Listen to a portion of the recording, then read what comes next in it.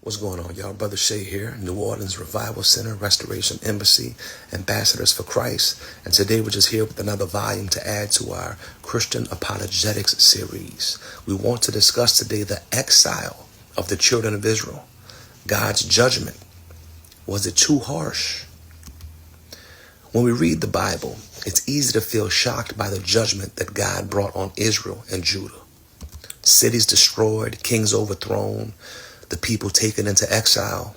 It sounds harsh, even cruel. Some ask, why would God allow this? But first, we need to understand context. Israel and Judah were not just ordinary nations. They were chosen by God to live in covenant with him. They were given guidance, law, and countless warnings through prophets like Isaiah, Jeremiah, and Ezekiel. Yet time and time again, they turned away. Idolatry, injustice, oppression of the poor, and forgetting God's commands marked their history. God's judgment was not arbitrary. It was the natural consequence of persistent rebellion. Just like a parent disciplines a child who refuses to learn, God allowed exile to correct, refine, and ultimately preserve his people. Exile was painful, but it served as a wake-up call, reminding them that disobedience has consequences and that following God's law is not optional. Even in exile, God offered hope. Through prophets, he promised restoration, return, and forgiveness for those who returned back to him.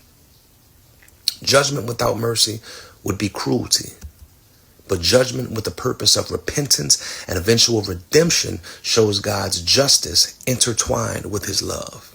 So, while the exile may seem harsh to human eyes, it was part of God's plan to guide his people back to himself. God's ways are higher than ours, and even his discipline is meant to bring life, not just merely punishment. See, we get mad and punish.